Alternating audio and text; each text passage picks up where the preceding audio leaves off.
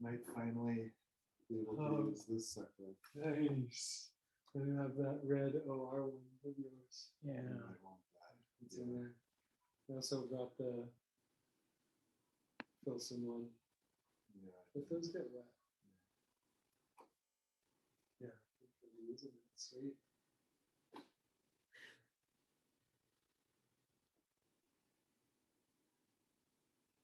You have a sleeping bag? No. What are you doing for a pillow? So this. I don't know. What's up, Mama? It probably isn't showing it because Look at that. It's started yet. yeah. I wish I knew where my little camp pillow is, but I don't. They have one on the boat. Be fine with it, 'cause-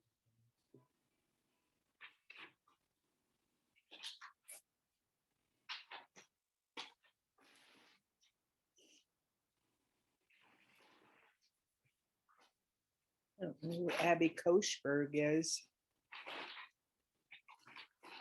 Maybe the host. Hopefully.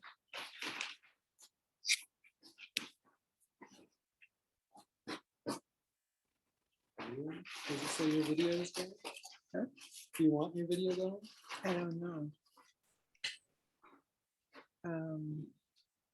I don't need the video to see it. I don't think so. Probably hit mute too.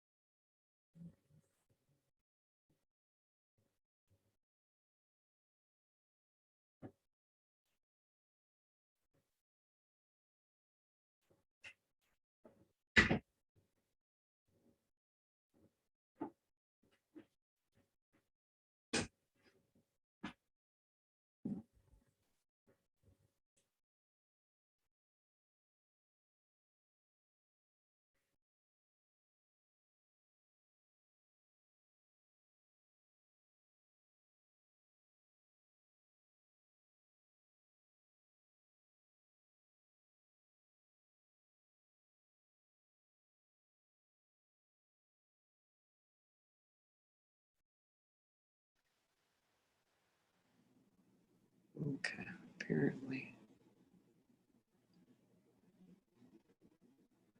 I don't think we must not be seen. Okay.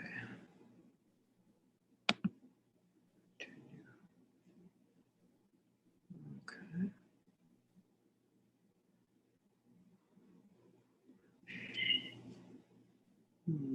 Just after 7:30. Okay.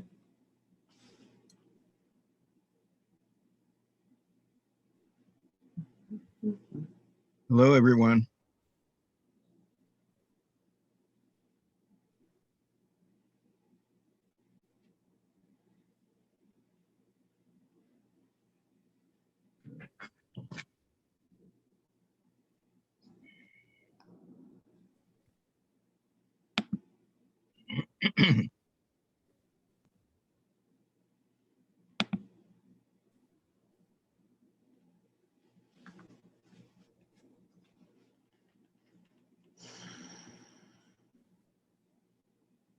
Hello, Mary Jo. Can you hear me?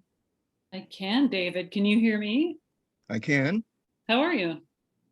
Pretty well, thanks. It's been a crazy couple of weeks and a very busy day, but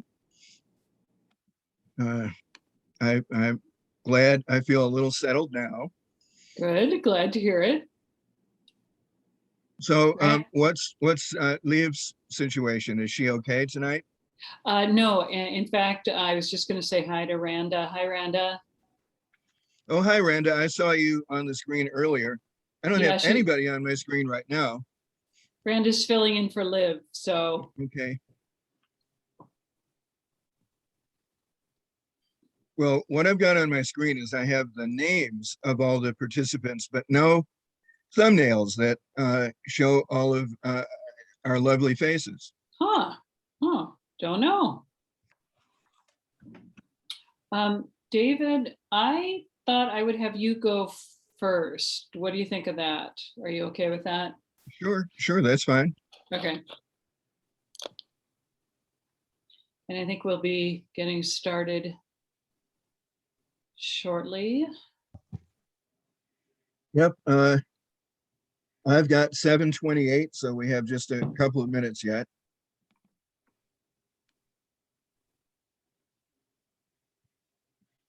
Yes, that's me. Yes.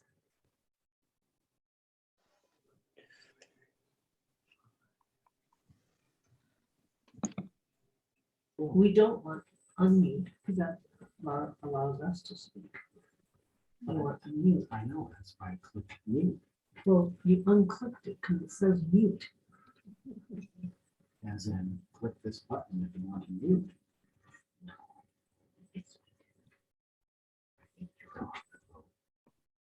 If they tell us to shut up later.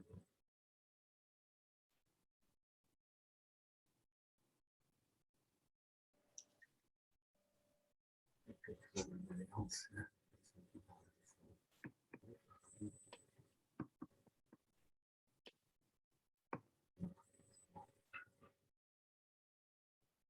Hi guys, my name is Hania. I'm the office administrator at North Suburban Center for the Arts, our host today. Before I hand it over to Mary Jo to host us, I'm gonna go over some Zoom etiquette. We ask that everyone but the speaker keep their mic muted because Zoom is a one-channel audio, so whoever is speaking, the audio gets shifted to them and it's taken away from the speaker. And other than that, we will have time for questions at the end, but you can send them in through the chat as we're going, so you don't forget. And yeah, over to Mary Jo. Thanks, Hanya. Hi, everybody. Thanks for joining us tonight. I'm always so excited to greet our readers every month. So I will kick it off. I've asked David Grant to go first. And do you know what I just did? I just talk among yourselves. I just exited out of my document with everybody's introductions. Here I go.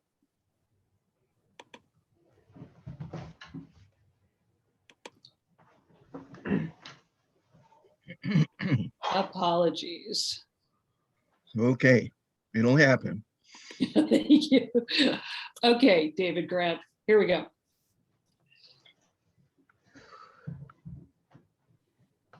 David Grant is a Twin Cities-based writer, and as a playwright, he has been commissioned to write new work for the Minnesota Science Museum, Minnesota Historical Society, Mixed Blood Theater, Vocal Essence, the Playwrights Center, and the History Theater. And his screenwriting work includes the Screenplay Project, 4 shorts for Twin Cities Public Television, which was awarded the 1990 Regional Emmy Award for Best Original Drama. The feature scripts Fast Girls for Russell Simmons' Deaf Pictures, Spirit Dive for HBO New York, Black and Blue, a feature-length dramatic series pilot for the Showtime Network, and Block by Block, a web-based dramatic series for children. And most recently, he penned the script for the feature-length documentary Word of Honor, Redeeming Mandela's Promise, for Mondi World Films, released in 2016. And David has served as state mentor for the Givens Black Writers Collaborative Retreat, and as an adjunct faculty member at the University of St. Thomas, and a screenwriting mentor at Augsburg University's Creative Writing MFA program. And he's a graduate of Antioch College, and he currently teaches screenwriting at Film North and Minnesota Prison Writing Workshop. Hi, David, welcome. Hi, Mary Jo, and hi, everyone. Thanks so much for your warm introduction. I appreciate it. This was the first really cold day it really felt to me of autumn. So I got out in it quite a bit and walked, even though I've got 2 really badly arthritic knees and a newly arthritic hip that's just killing me, including at night when I try to sleep. It still felt good to get out there and walk in the cool, crisp air. So I have a thankful heart for that. You know, the first piece that I'm going to read to you, these are the first 2 in a series of stories about crows that I've been writing. I'm in love with that whole family of birds, the crows and their close cousins, the ravens. They're so bright. They're so smart, whip smart. They observe us so keenly, and they seem to know so much. They think about us, you know? And, you know, I was witness to something a few years ago that I had no context for until I read a really interesting article, and I wish I could remember the source, but it was either the Smithsonian magazine or National Geographic. But it told a tale of a caretaker of a small game preserve in South Africa who lived with his long-suffering wife. I mean, she appreciated how much passion he had for his work, but it was a passion she did not share.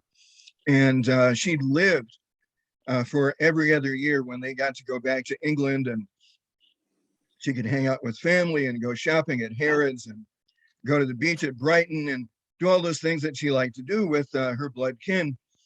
But her husband's world was all about the animals of that preserve. They were getting ready to retire. He was getting ready to retire. So she was really looking forward to living permanently in England again. You know, the romance of being in Africa had long since worn off for her, and she couldn't wait. So unfortunately, as they're ticking down the days to his retirement and their departure, he suddenly died, left her a widow, and a window all of a sudden opened into her husband's world that she had not ever been able to share while her husband was alive. Because, you know, she is not, I mean, you listen to her talk in the interview that, you know, as written, and you can tell this is not somebody who had any interest in the mystical or in what we think of as the divine at all. But that changed as she began to witness the response of her husband's animal kingdom family to his passing. They had done as good a count as they could, and they thought there were about 110 elephants living on the preserve. But 3 days after her husband's untimely demise, 120 elephants showed up at their house, led by obviously the most elderly of the elephants who lived on the reserve. All the small family groups, they were all together, and they all showed up in the driveway and on the grounds of the caretaker's house. So, one of the servants who cooked her meals came in and got her and said, "You have to come out on the porch and see this." So she took a seat on the porch, and although the elephants barely knew her, they had so loved her husband that she watched as they all together, as if somebody had given a signal, circumambulated the house several times. They were very noisy, just walking about the house in a pretty tight circle. She didn't count how many times, they just circled it several times, and then they stopped in a circle and fell silent, completely silent. She thinks for several minutes. And then as suddenly as they appeared, they walked away back in the preserve, right? No further ado. And she understood, not only intellectually, but at the soul level, that they had come to mourn her husband and to mark his passing. How could they have known that he was gone? It's just one of those things that we get to observe in nature that is so stupendously strange and unexpected that we have to, bend the knee and say, "Oh, mystery," right? So when I read this, it occurred to me that I had myself witnessed something very similar. And even though I had been intending to write something about it for a long time, I never did until I read this article. So this first piece is not short fiction at all. I call it memoir, because everything that I wrote here is as I remember it from several years ago.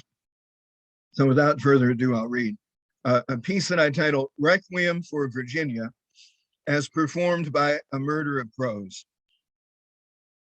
We humans have a complicated and ancient walk with our distant cousins, the crows.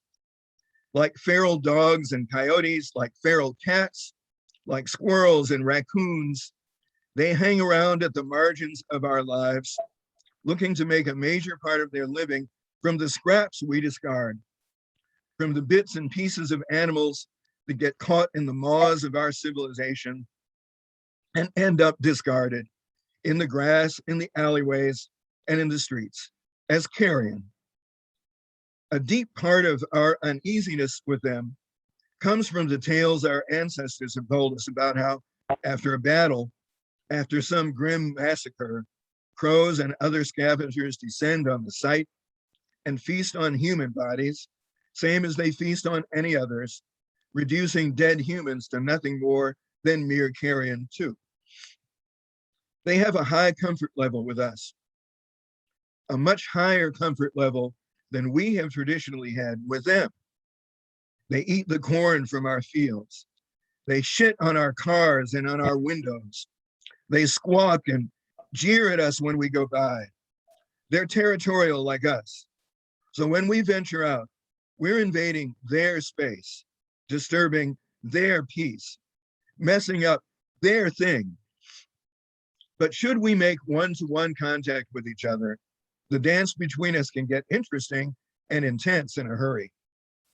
Like people say in the street life, game recognize game. Make eye contact with a crow, and instantly you know you are face to face with a real intelligence. Profound intelligence of a far deeper, more complex kind than maybe most of us expect to encounter in the animal world at all.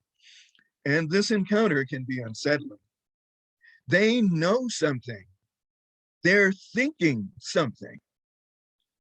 They take you in, study you as you walk by, the way you move, the way you seem to regard them, if in fact you notice them at all. Me, I always used to be easy for them to figure. Before my neighbor Virginia gave me a different perspective on them, I freely admit I harbored a visceral dislike for them. I don't hate any critter, but crows used to be right down there with the rats and the bats at the bottom of my list of least favorites. Just the sight of a few branches in the ground, ancient white oak outside my back door would be enough to bring out the very worst in me. Irrational and mean. I'd glare at them, swear at them, throw the odd pine cone at them. When I'd venture out and head down the alley toward the hardware store or the holiday station, the air would come alive with their insistent squawking as they spread the word from tree to tree. Hey, it's that guy on the prowl again, the asshole who squawks and throws shit.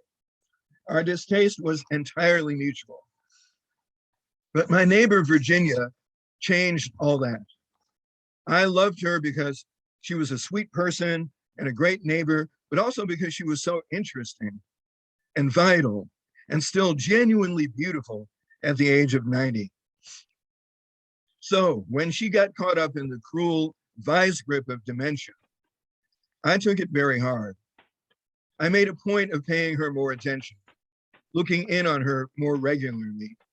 She began the habit of crossing the street and peering into the tinted windows of the SUV we had back then. She used to think that someone she knew was sitting in there, just sitting, and it bothered her that whoever it was never seemed to want to come out, especially since she was often convinced that the mystery visitor was someone who'd come to see her. I'd go out, talk to her and ease her mind, remind her that it was our car, and reassure her that nobody was in there. The other thing I now noticed was something that had really only been at the margins of my consciousness for years, her deep relationship with the neighborhood's crows. The sister tree to the massive ancient oak just outside my back door sits across the street at her old place. And it was often alive with crows, dozens of them, scores of them, a humming electric crow boomtown, squawking and jabbering, watching her door, waiting for her to emerge with bulging apron pockets full of breadcrumbs and God knows what all else for them. Well, she'd been doing this for years, but since dementia had set in, there was a fierceness to her sense of mission about it now. This was one connection to the wider world, one foundational piece of herself that she was utterly determined not to lose. She'd coo and talk to them as she spread her goodies across the lawn, and they'd descend to devour it all. They appreciated her and she them. Life is hard. For solace and comfort, we cling to the tiny moments of grace that make our passage through it a little easier. For them, Virginia was a connection to the human world that was all sweetness and light, an easy meal, a little quality time with a trusted companion. For her, they were not just an opportunity to be of service. They were family, and quality time with them was a high point of her day. Truly, it was something to see. Well, it seemed to disturb the crows to see me so close, watching.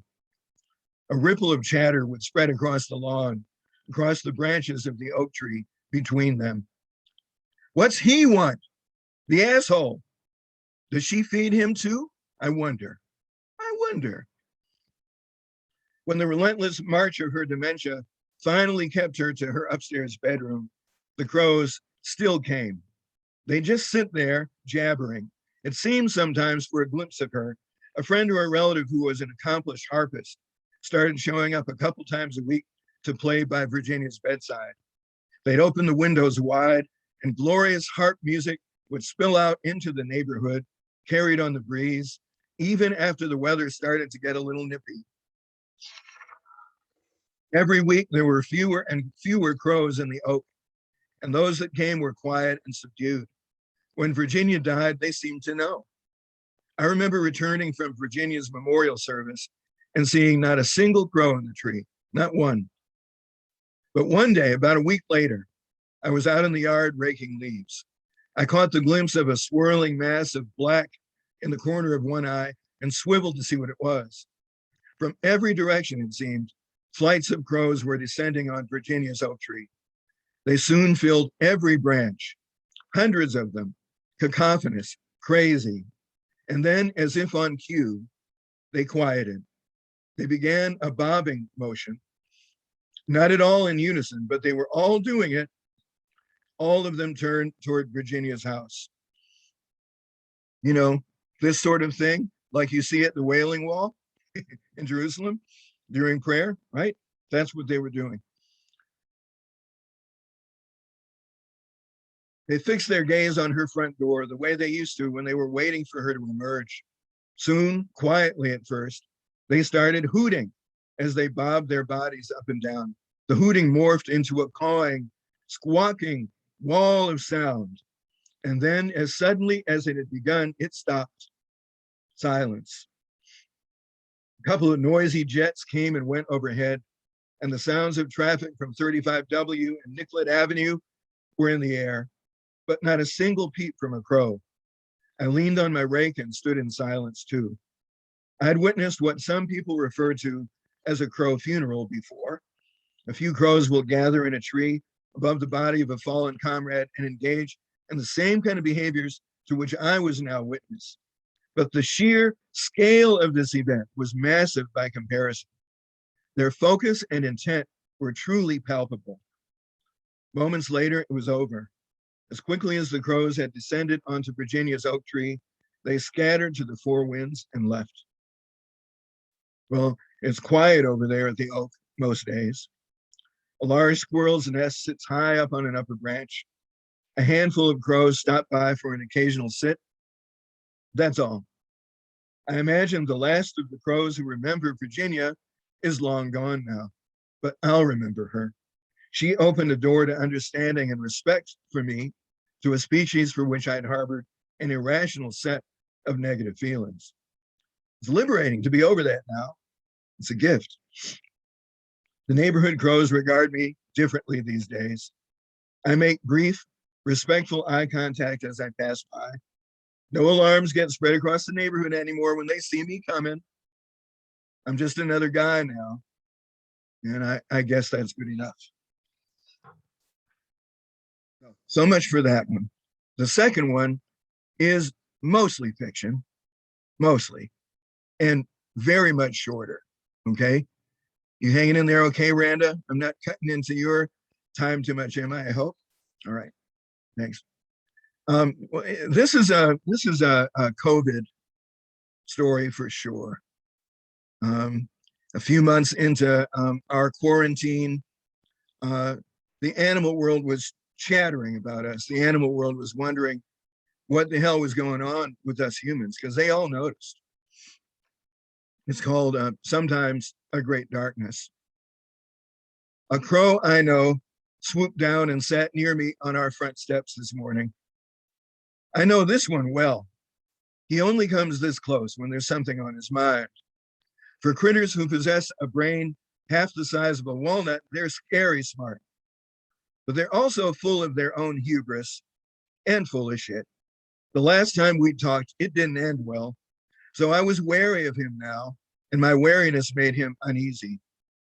I should say this: don't bother striking up a conversation with a crow unless you're comfortable with long silences. Sometimes those silences are about the difficulties inherent in bridging the gap between species. The mutual grasping for little scraps of whatever shared language we can find. Sometimes those silences are simply about the fact that there's nothing to say. Sometimes sitting is just sitting.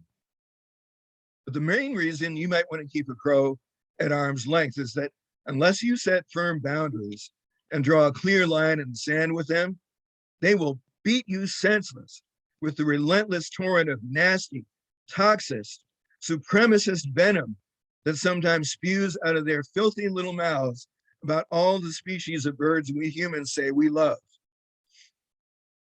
A white friend of mine who also speaks Crow says a conversation with a crow is like a conversation with his drunk, racist uncle. Occasionally entertaining, but only for a minute. Their bird jokes are vicious, brutal, and vile. Last time we talked, I said, dude, stop. Really, stop with the bird jokes. What do you think you are? Ask a crow this, even a normally loquacious one, and he'll just look at you like you've lost your mind. He won't even understand the question. After that last time, he knew better than to try telling me a bird joke. So Crow and I just sat there for a while, watching the day pass, watching each other. A neighborhood dog walked by, dragging his hapless owner behind him on a leash. A dog who barks at everything and everybody. But one fierce glare from my crow friend made him keep right on stepping without so much as a growl. Finally, Crow turned toward me again. Can I ask you something? Ain't got to answer me if you don't want, but sure, I said, anything. After another long silence, he said, well, out here in the wind, they say y'all are going extinct. That true? I thought for a minute about how our collective experience in quarantine must look to them. Nah, I said, I don't think so. I sure hope not.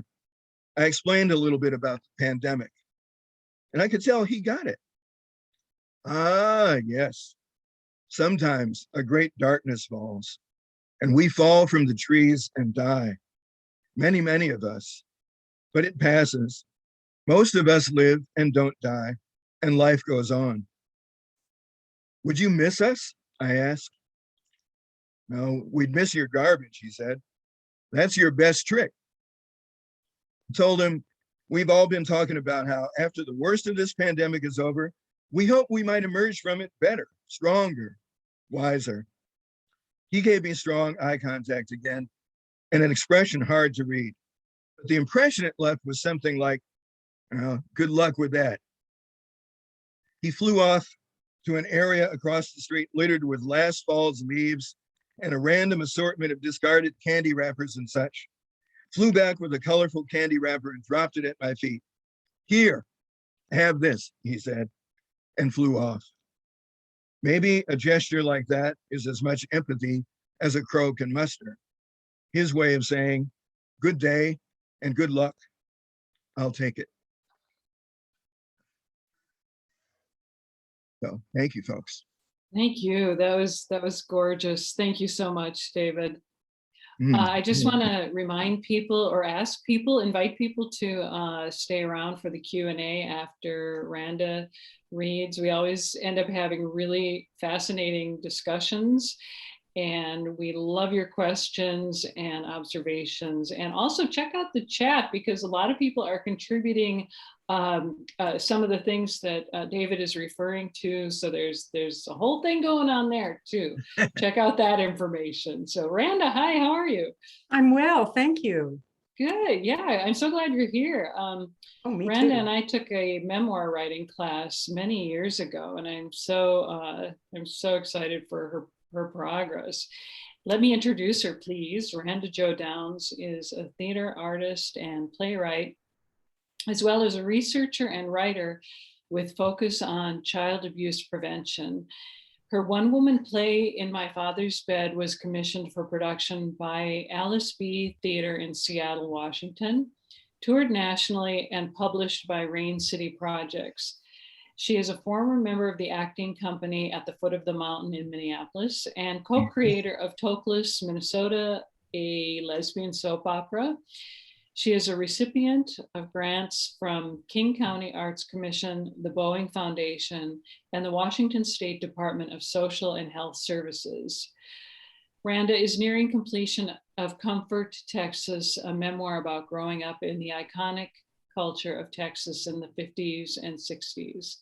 And in it, she unravels a challenging childhood and stitches it all back together into a cohesive dark quilt. But there are two sides to a quilt. Turn it over and there are stories woven in about an unpredictable Southern girlhood, an imaginative and resilient girl who survives the trauma of child sexual abuse. Thank you, Mary Jo. Thanks for that introduction. And thanks to the North Suburban Arts Center for having me here tonight. And David, I got my hip replaced last August. Mhm. I cannot recommend it enough. Please. Well, it's coming. I'm going to do it this spring, I think, or maybe even midwinter. Oh, good, good, good. So I'm going to read two brief pieces. You might call them flash nonfiction, and then one essay, and they're all in Comfort, Texas, my memoir in progress. This first one is called Father's Day. Shopping for a Father's Day card was a conundrum for me. When I was very young, I didn't connect that special day with the sexual abuse. I was dutiful and generous with praise for the father he was. But later into my teens, I stood before the rack, reaching for one card and then another, reading the absurd inscriptions inside. Some were meant to be humorous and others heartfelt and sincere. Many were saccharine sweet and cruelly ironic. Cheers to the best dad in the world. Still daddy's girl. A dad is his daughter's first hero. My dad taught me everything I need to know about life. I just stood there turning the greeting card holder around and around and around. What was I expecting? What would have been the perfect card for my father? Thank you for not holding a gun to my head, Dad. Or thanks, Dad, for not committing suicide and taking all of us with you. Almost all of the cards with their glowing sentiments were a mockery of my entire childhood. I simply could not bring myself to buy a card that read, I am who I am because of all you've done. Of course, when I think about it, that was the most truthful card in the bunch. This next brief piece is called 17 Magazine. I read somewhere that Sylvia Plath submitted 45 stories to 17 Magazine before they published her short story, And Summer Will Not Come Again, in 1950. She would go on to commit suicide in 1963, 1 year before I got my subscription to the magazine for my 14th birthday. I wonder if Sylvia had, like me, answered calls for young writers to compose catchy jingles. I wrote one for Breck Hair Products. I don't remember the 4 lines I submitted, and I didn't win first, second, or third place, but I was one of the 100 runners-up who got a box of Breck products. It was miraculous to me that I could win something using words. I loved 17 Magazine for the promises it made about the ideals of young womanhood. It gave me hope and a sense of possibility. It answered my incessant need for perfection. Each issue brought me a parade of groovy clothes, makeup tips designed to tame imperfections, real or imagined, and the coolest colors for a girl's bedroom makeover. I coveted the latest hairstyles, none of which looked like the big hair of Texas girls. In my high school, girls wore their hair mercilessly teased and sprayed to a fine lacquered helmet, hugging their head with a bow stuck on top. The models in 17 sported short androgynous pixie cuts, or long straight styles like my own, which I achieved by ironing my hair. There were always articles on proper behavior with boys and what boys looked for in a girl, while never mentioning virginity, rape, or masturbation. Did I notice the omission of sexual abuse? Probably not. Twiggy was one of my teenage idols and a favorite model in 17. My best friend Valerie and I studied her exaggerated eye makeup techniques. We attempted to draw lashes under our eyes with precision, like Twiggy's, with uneven results. We put on layers of mascara, trying for that big-eyed Twiggy look that spoke youthful innocence and a hint of sexual awakening. To me, she always looked a bit startled on the page. Best of all, Twiggy was reed thin and her boyish, flat-chested body mirrored my own. Finally, I could say I had a body like a model, and I began to strictly control what I ate to maintain it. 17 came to the rescue for that too, with articles that told me how to stay on a diet. I think I loved 17 because it preached normalcy. It reassured me that happiness could be found in a darling parrot green shift dress with matching tights. It was all camouflage that covered up my shamed and damaged self. All my secrets could be hidden in the folds of a blue organza prom dress. And the essay I'm going to read is called False Realities. In 1955, I saw a production of the stage play Peter Pan, starring Mary Martin on our first television. As a 5-year-old, I was mesmerized. I had been having marvelous dreams of flying. So when I saw Martin sing and fly in the production, I thought that my dreams were true. In that confluence of reality, make-believe, and art, I believe that I also soared through the air with ease. My mother told me many years later that I play acted Peter for a long time. Is that where the seed was planted? Wanting to act and dance and sing, wanting to be someone else? When my 7th birthday rolled around, I pestered my parents to take me to Miss Kitterick's Carousel, an afternoon children's show on a local television station in Houston. Miss Kitterick was a remarkable oddity.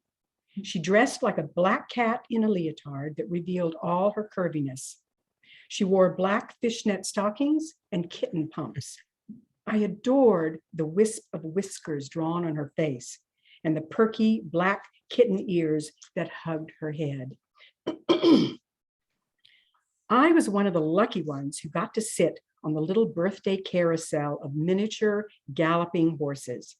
It revolved in a slow circle and stopped in front of Miss Kitterick. She asked the child mounted on the little horse before her what they wanted to be when they grew up. The boys wanted to be policemen and firemen. The girls wanted to be teachers or nurses and mommies. I was dizzy with anticipation as the carousel turned and stopped, turned and stopped. It circled around once more, and there was Miss Kitterick in front of me. In a gentle Texas drawl, she asked, "And what is your name, honey?" "Randa Jo." "And what do you want to be when you grow up, Randa Jo?" "I want to be a movie star." Miss Kitterick, a fantastic object of cinematic invention herself, gave me a big toothy smile. I loved her and I wanted to be her. I wanted to be like all of those bigger than life characters I saw on television and in the movies. I visualized walking into the world of edgy dramas and madcap comedies. I loved the tough cookie characters played by Elizabeth Scott and Barbara Stanwyck in their crime noir underworlds. I imagined wearing haute couture with peak-toed pumps and sarcasm like Eve Arden. The scheming antics of Lucy and Ethel kept all of America tuned in on Monday nights. Did I wince when Ricky gave Lucy a good spanking? Probably not. Ricky and Lucy's fights in front of a live audience were a comic version of how my parents fought.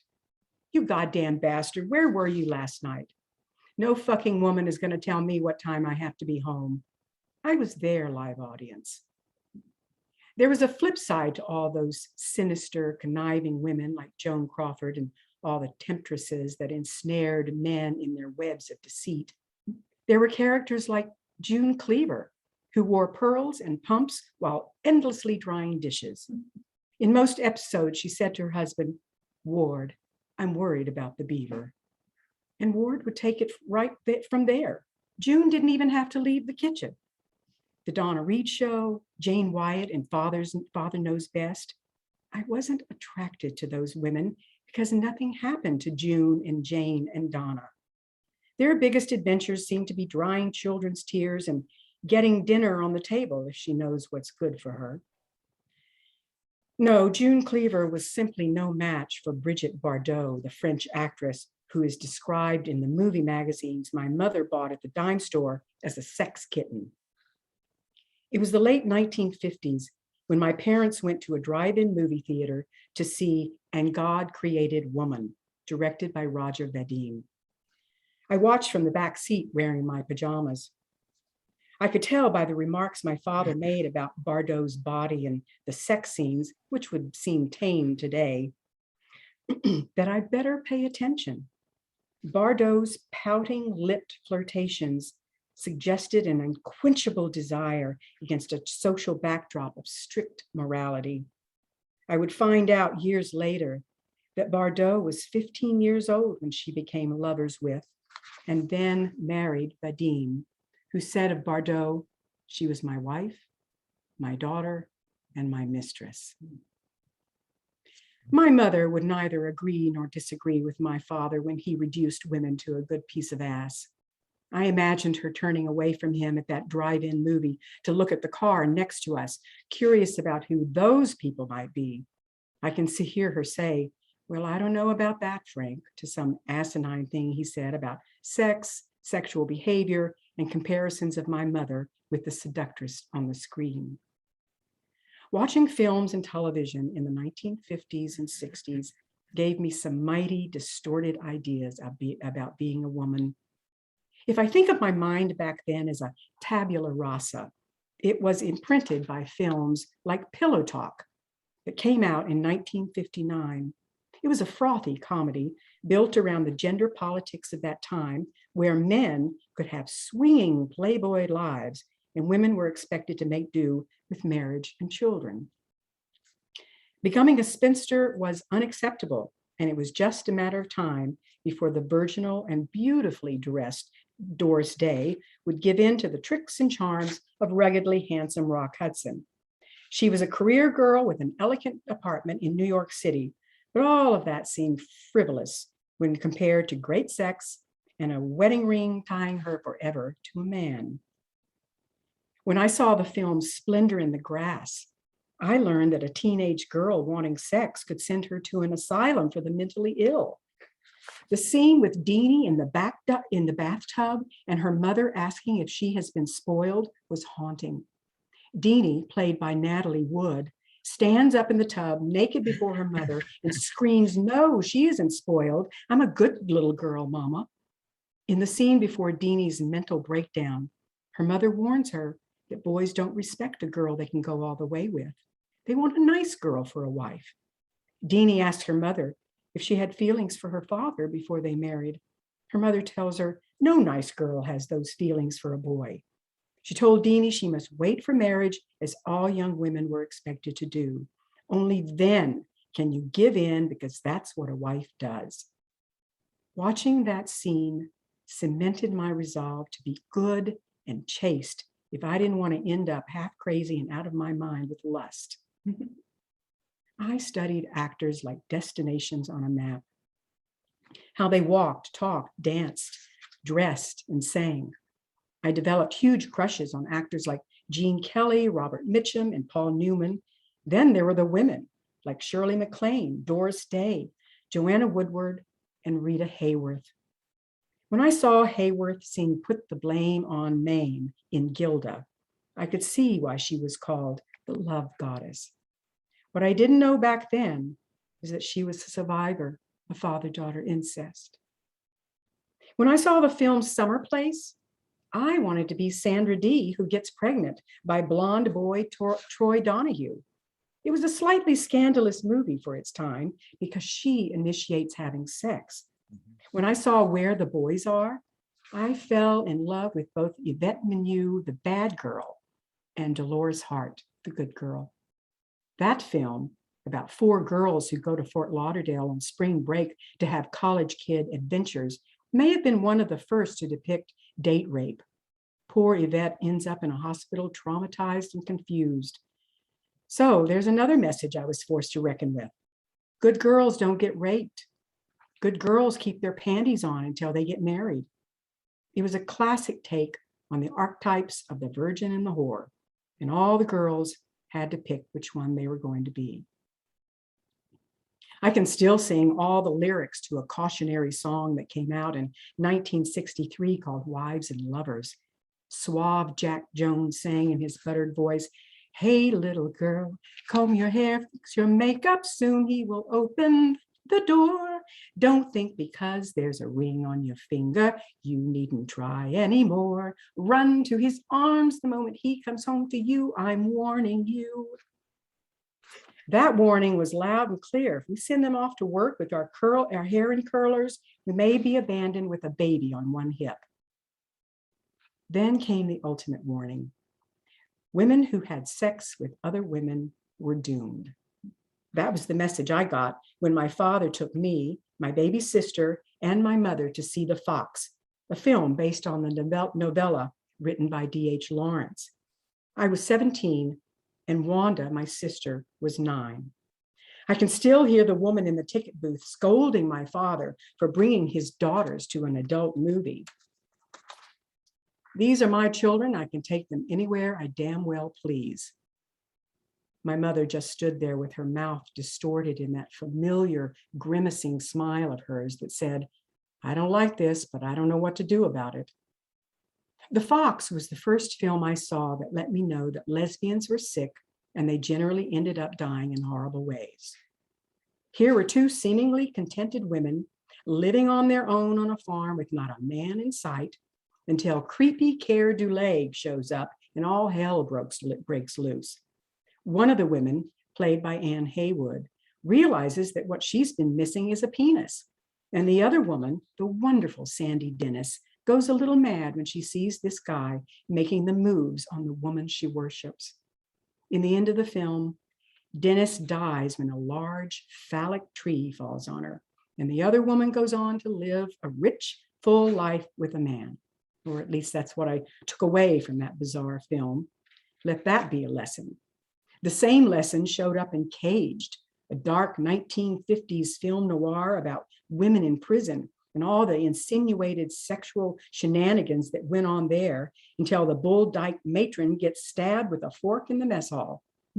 In Lillian Hellman's The Children's Hour, Shirley MacLaine commits suicide by hanging herself in her bedroom because, as she cried out to Audrey Hepburn, "I do love you in that way. I do. I do." The cruel, cruel irony to this story is that while I was watching all those television shows and movies and trying to make sense of the messages about how to be a good girl, my father had started molesting me when I was 5 and beginning at age 10, raping me. I had to perform a tricky balancing act to compartmentalize those separate realities. I did it, but it was an act of dissociation of the highest art. I became adept at emotional and physical detachment, and I was skilled at not allowing the reality of my abusive childhood to interfere with those comforting false realities. And let's face it, it was a matter of sheer survival. My father was the man who fed me, put a roof over my head, and clothes on my back. Of course, when I finally left home, finally left my broken family, I would be forced to reckon with what was real and what was false. I would be compelled to examine the damage that had been inflicted on me, or go mad like Natalie Wood in that bathtub. I see a lot of familiar faces out there, friends in Washington and here. I thank you so much for being here, and thanks so much for listening. Thank you, Randa. That was amazing. Thank you so much. You're welcome. Like I said earlier and in the comments, please send along your questions in the chat box if you like, or there's a little Zoom icon where you can raise your hand or wave at the screen and I'll try and see you. I have a couple of questions for each of you. David, we have a question from Carolyn Trapp. David, have animals shown up in your previous writing or just since Virginia's death? As far as I can recall, really just since my neighbor Virginia's death. That was such an amazing experience. Definitely a pivotal moment that made me think about the animal kingdom in a very different way. So, I think relationships with animals are going to wind up being a theme going forward now. I really do think. But yeah, that was something new. Yeah, that was the crow funeral really struck me. That was really gorgeous. Randa, Carolyn has a question for you as well.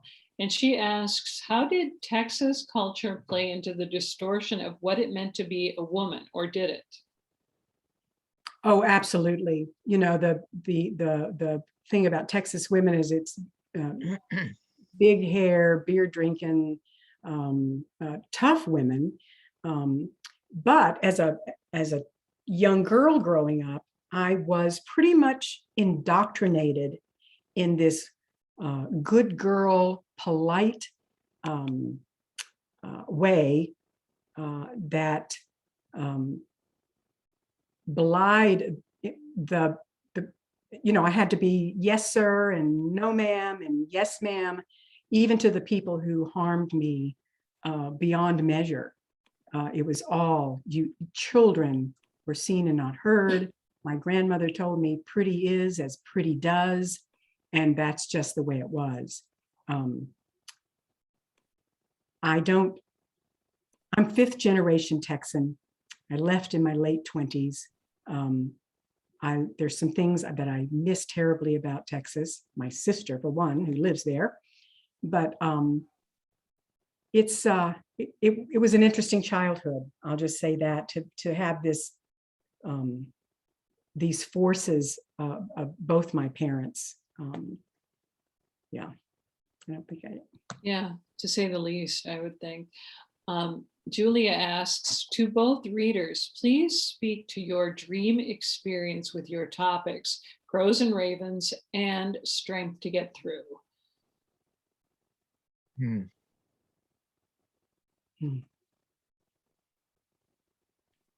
Crows and ravens don't show up in my dreams very often, except in passing, except sort of in the background. So yeah, I can't think of any long conversations or interactions that I've had with either kind of bird in dreams, but I will say occasionally I find myself in a strange and unexpected way looking out at the world through the eyes of a raven or a crow. It's almost as if a little bit of their consciousness is in me somehow, which is a very interesting thing. And I'm looking forward to exploring that more. And I'm assuming, because I'm attuned that way, that I'm going to have opportunities to learn more about what that means. But right now, I can't say very much about it. What an interesting question. How about you, Randa? if I understand the question, theater and dance saved my life. Becoming an artist saved my life. And as I said in the essay, I was drawn to it from a very, very early age.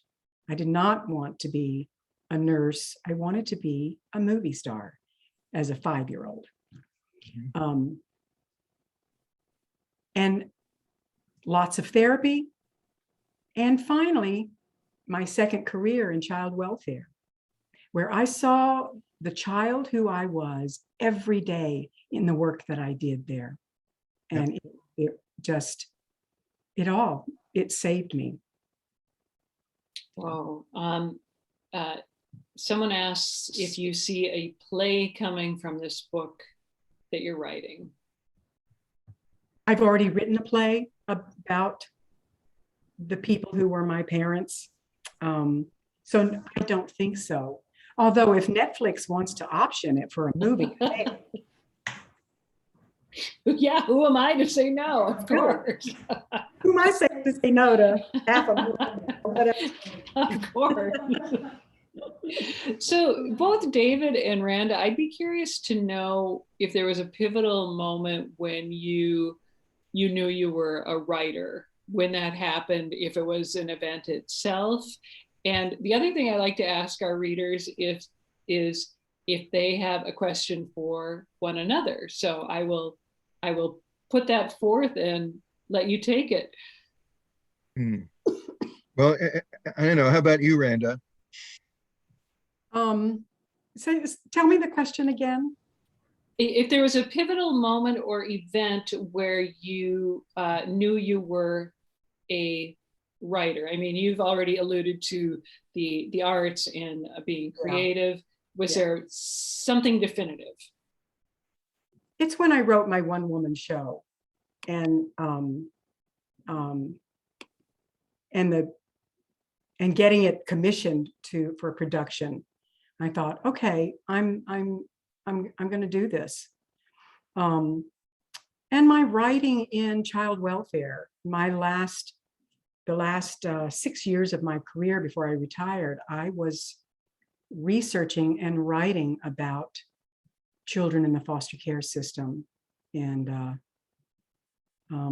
I had odd job. I wrote for Expedia. I was out of work for a brief time, and a dear friend of mine called me. She was working as a content editor for Expedia. That's their headquarters is in Bellevue, Washington, which is where I lived. But I went to Texas for a year when I got laid off. I wrote for over a year for Expedia, reviewing hotels. It was really fun. Wow. So I have a wide range of writing experience. Yeah. Wow. That sounds really interesting. David, how about for you? Was there a pivotal event, or were you 2 years old and you realized? No, I was lucky to grow up in a household where a lot of my parents' friends were either writers or working artists of some kind or another in Washington, D.C. And my mother's close friend,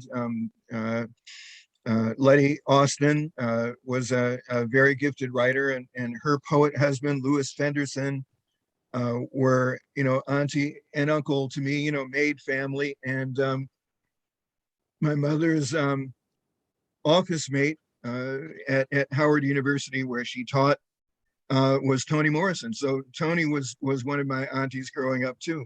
Wow. And I was constantly being asked by the adults around me, what are you reading? Tell me something.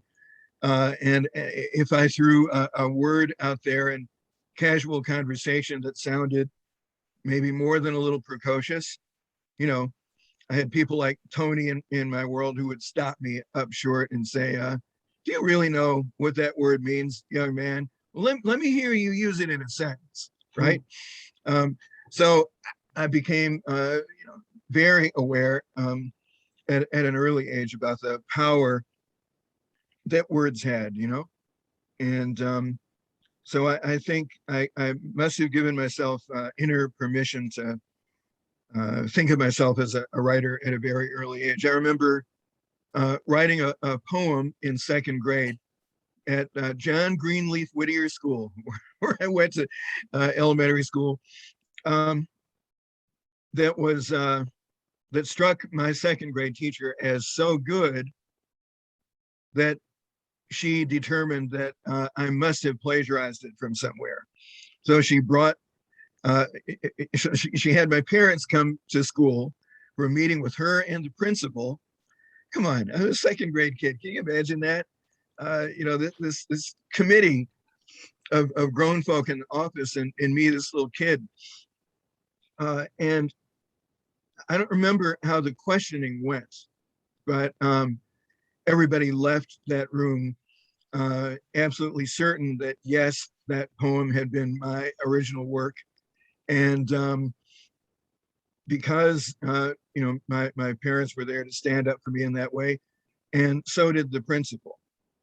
And my teacher, who I liked, nevertheless learned something that day, I think. And I hope that other Black children in her classroom were given a bit more of the benefit of the doubt after that incident.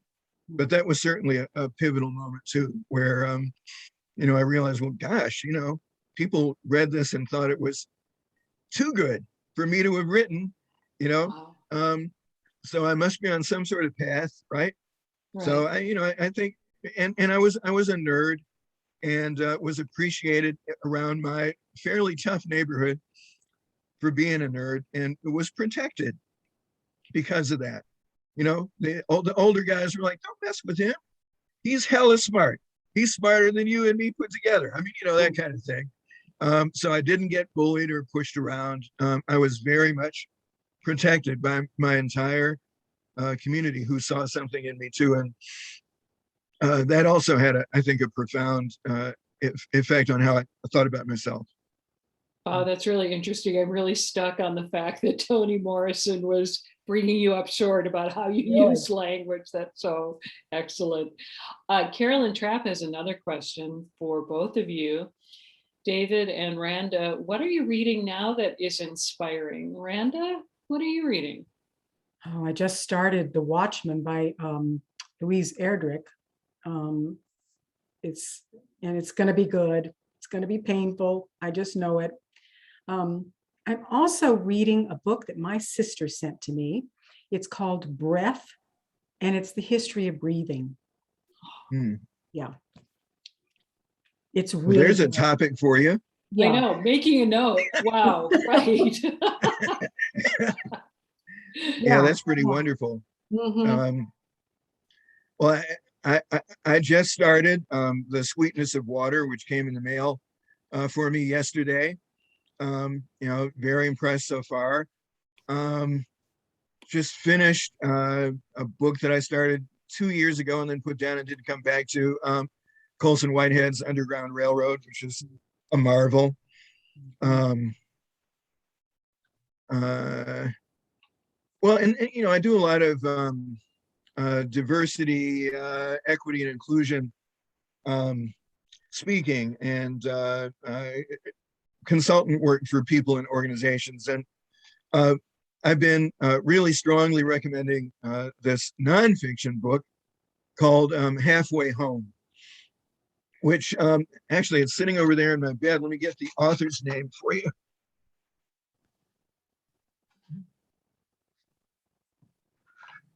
Here it is. Reuben Jonathan Miller is the author's name. He's the former chaplain at Cook County Jail in Chicago, Illinois. And he writes about his brother, his father, his uncle, all of whom spent a significant amount of time incarcerated, and what a plague that has been on the African-American community. And he talks about the 1,001 ways in which our society fails them. All these men who are someday coming back, and takes a hard look at the fact that, what they get when they're incarcerated doesn't much resemble any kind of rehabilitation. In fact, they also don't get the more fundamental habilitation that many of them needed, because for a number of reasons, they never got that habilitation in the first place. Randa, and I know you've seen that with kids who come from, some of the homes where you've had to intervene. Kids have to figure out way too much on their own without the tools to do it. So, and that prison pipeline is it's a real thing. It's a real thing. And when I was, learning how to become a teacher many years ago, back in the 70s, I was in way too many schools in Central City, Philadelphia, that didn't feel like places of learning at all. They felt like minimum security juvenile detention. And the only thing minimum security juvenile detention prepares you for is medium security detention, you know? So anyway, I didn't mean to get on my high horse here, but it's a hell of a good book. If you are having a conversation with somebody who doesn't understand that the school to prison pipeline is a real thing, this book does a brilliant job of breaking it down for you. And it's a clarion call to get out there and do the work that we have to do to dismantle that crazy stuff. I really appreciate both of you being here tonight. It has been such a great evening. Thank you both so much. Let me just do one more check to see if anyone else is raising their cyber hand. Okay, thanks again, David. Thanks again, Randa, and all the best. Oh, somebody in the chat said, please repeat that last book title. It's Halfway Home. There you go. Just came out last year. And who's the author again? Reuben Miller. Okay. Yeah, so I just added like 4 more books to my already 400 book list. So thanks, you guys. Thanks for a great conversation, everyone. And thank you again. See you Thanks next for coming, month. everyone. Bye, Good to see you everybody. again, Randa. Thanks, Mary Jo. Bye.